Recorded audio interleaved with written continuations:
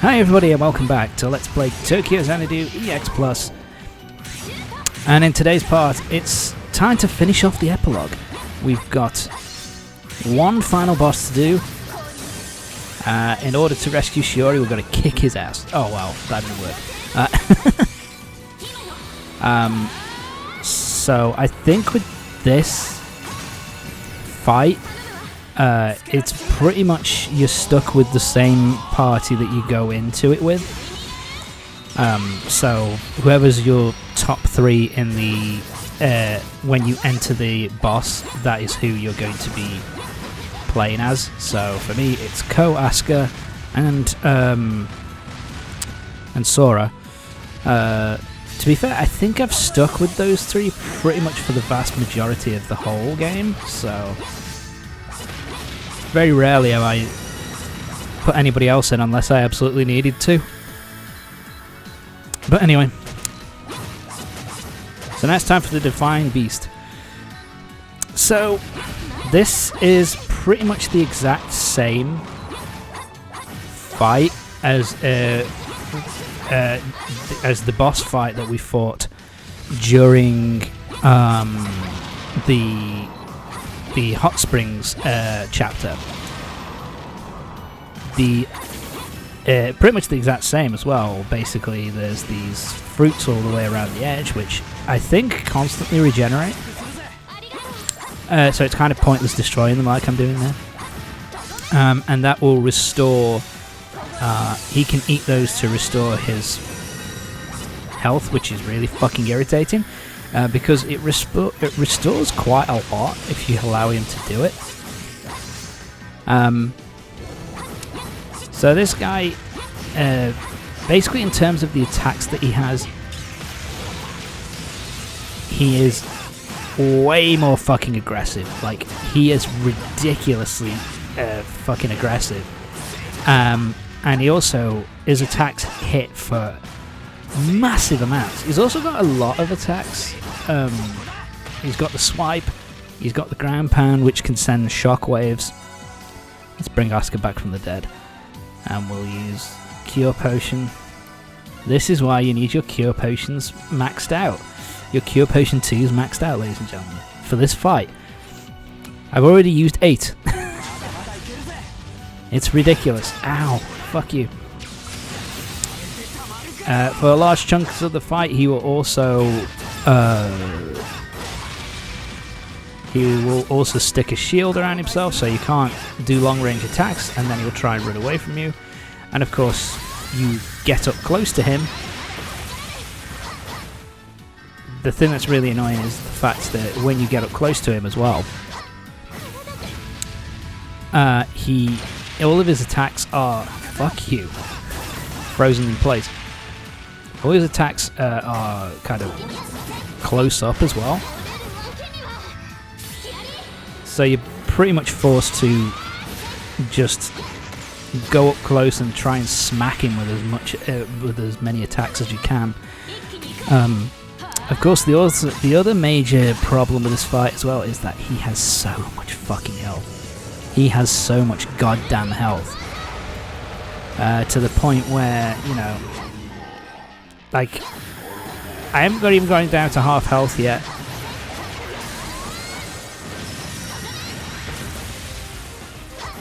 So yeah, you really need to try and stop him, and he's now recovering health, which recovers for a pretty decent amount. And so yeah, now I'm in deep trouble, so I'll use my last Cure 3. And something else which the boss that we faced off against in the... Wow. Sorry. Something else that he does, which is, oh my god, insta-killed. Something else which he does as well is that he'll just keep smacking you for... Yeah, he's just such a massive... See, I tried to... Oh, now I'm burnt. Yeah, he just causes so much fucking damage, man. So I'm down to 85 potions. So now he's weak to SP. But yeah, and I'm being an idiot because you have to kind of go on, just smack him in the face. And I really need. What am I doing? Tom heal, you fucking prick. There you go. There you go. Because you can see, like, that did next to nothing.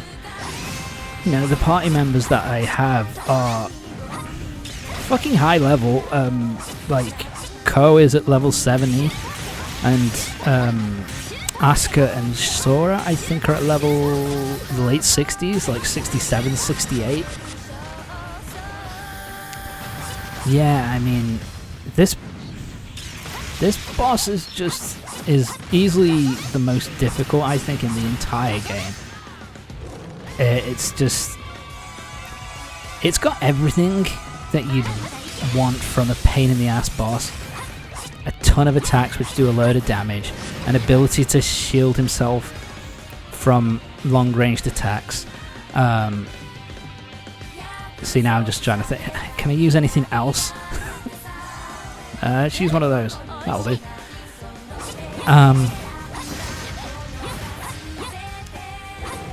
You know, he has a bunch of attacks that do a fuck ton of damage. He can hit you at short range, he can hit you at long range.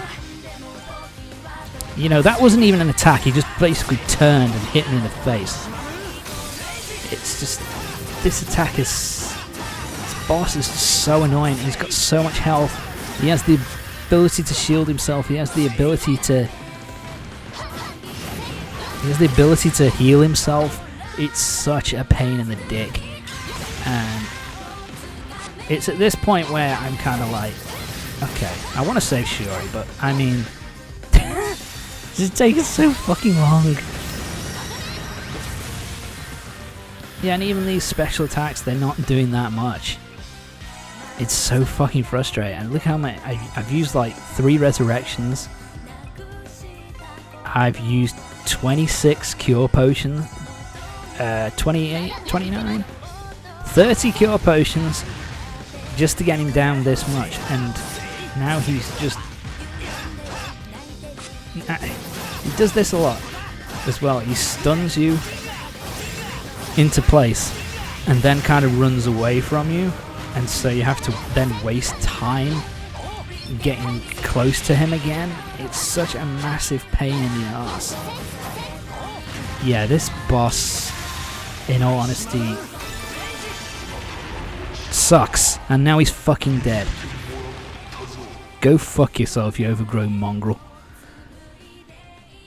But yeah, that is the final boss of the epilogue done. And it's the biggest pain in the ass in the whole game. It took me twice as long, I think, the first playthrough, because I was nowhere near that level. You know, I was like level... What level would have been? I wouldn't been in like the high 50s at most. And so, yeah, fucking hell, man. But yes, we've defeated him. So Shiori is freed and is able to come back to the world of the living. Ko, don't hit her. Don't hit her, buddy. She seems to be safe. By the way, I don't know how he worked that out. That, you know, he could break that, you know, breaking the energy bubble that was around her wouldn't kill her instantly, but whatever. You got it right. She's back. And now it's time for the dungeon to go bye-byes. Thanks, Wolf Dude. I appreciate you giving me my childhood friend back. So, I'll see you in a bit. Hopefully never again, actually. And, yep. We're back. Look at that ugly yellow car.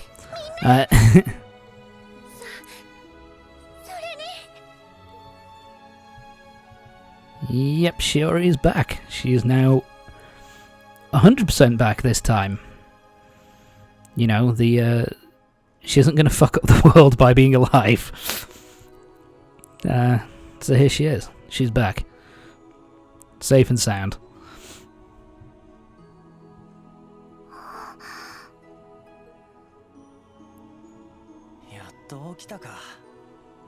I have to admit, this is a really nice scene. First time I played it, it was one of those things where I wasn't fully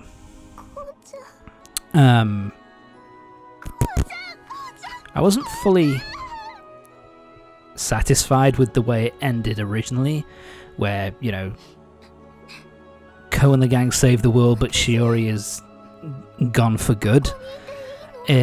It wasn't really a satisfying kind of conclusion. And I do think the epilogue ending, it does add a lot, and it is better. I think that it's better that she's, you know, I do think it's a better ending, that we actually have a happy ending for Ko and Shiori, and that, you know, and that she's kind of back for good and all safe and sound. You know, it's a nice capper to the whole thing, I think. You know, a nice conclusion to nice conclusion to everything. Just to kind of, it wraps everything up quite nicely. It's not the end of the game, though. It's not the end of the game, bitches. We've still got one more section to go through after the epilogue. Oh, I'm not happy. But anyway. Yeah, it's kind of nice how they set it up as well, that everybody, the entire gang now has a really nice kind of happy moment that everybody can kind of, you know, be happy of that Shiori is back for good. And,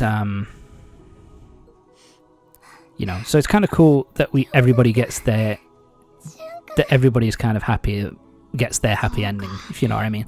It's kind of a nice thing. Yeah, of course Ryota doesn't remember because it thinks, what the fuck are you crying about, dude? It's just Shiori, because because when she was gone, he didn't remember at all, and now she's back, it's like, she was always here. And only the people in the party kind of know what the fuck happened, basically. Yes, I really like this from Goro as well, because obviously he couldn't get his happy ending with his wife passing away in the last kind of disaster, eclipse disaster. And it's kind of a nice parallel that he was able to help Ko get his happy ending and save the, you know, the girl that he cares about. So it's kind of a nice little conclusion to Mr. Goro's kind of story. I kind of like that.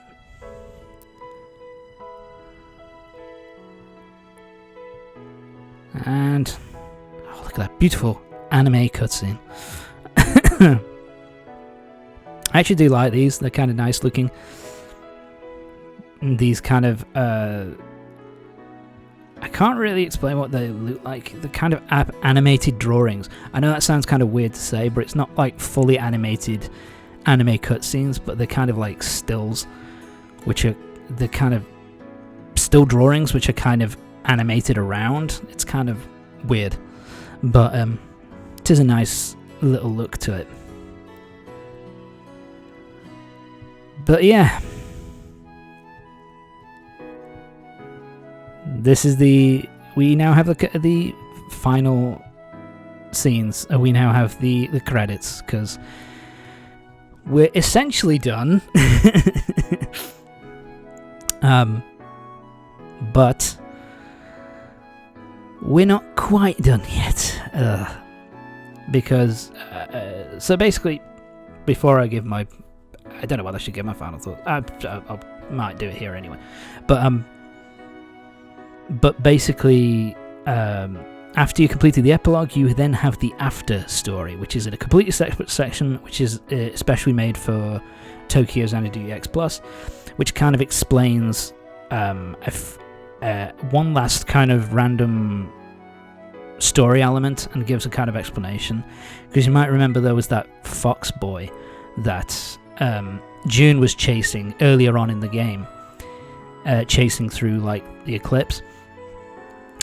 We get the after story is basically to explain who he is and to finish his story off once and for all.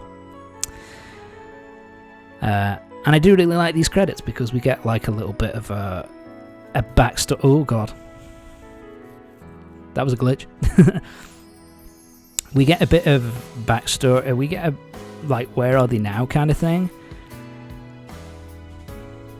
Where we see like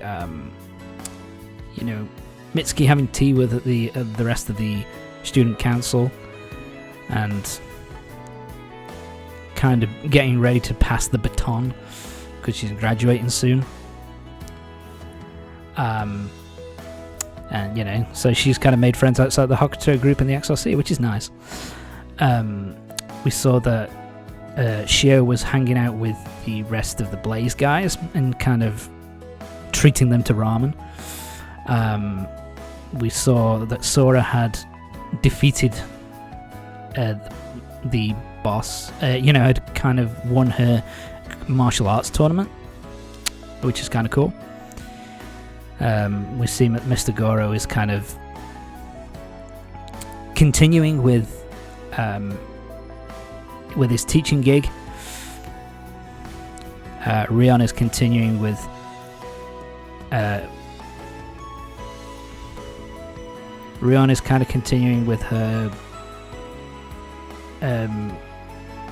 idol group, continuing to going on tour and all that kind of stuff, which is kind of nice. You know what? I'm going to save it for the last part to talk about my final thoughts on the game, because we've still got a lot of game to go after this. But yeah, I do like the credits because we get to see a little bit of where everybody is now and all that kind of stuff. I will say that the boss... because there is a final boss of the after story as well, obviously.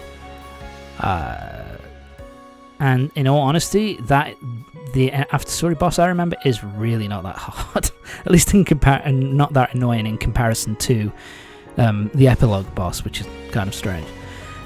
But there we go. Yes, and of course, Ko is like every anime protagonist. Got the childhood friend on one arm and the the class beauty on the other.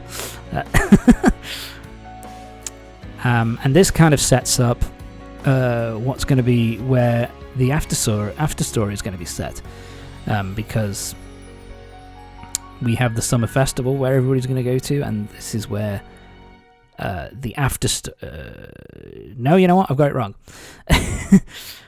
So we have the summer festival, which kind of is the ending of the game here, but as you can see, wait for it, Tokyo Xanadu is completed. Thank God for that. I don't need to do it, but EX Plus is not complete. Shit.